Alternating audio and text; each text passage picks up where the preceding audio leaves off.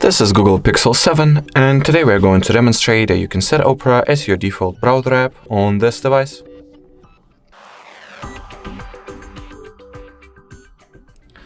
So there are two ways to effectively do that. In order to execute the first one, just launch the settings, then enter the apps category. After that, go for the default apps section, open browser app, and select Opera by tapping on it. The second way, in order to, go with the other route, you gotta launch the Opera browser itself, or the Opera app itself. Then at the bottom right corner, tap on your avatar, then go for settings, scroll the page down for a little bit, then tap on the default browser section. Next, select Opera and choose to set it as default option. And well, that's how you can set Opera as your default app for browsing on this device. Alrighty, so that will be it for this video. Thank you so much for watching, and bye bye.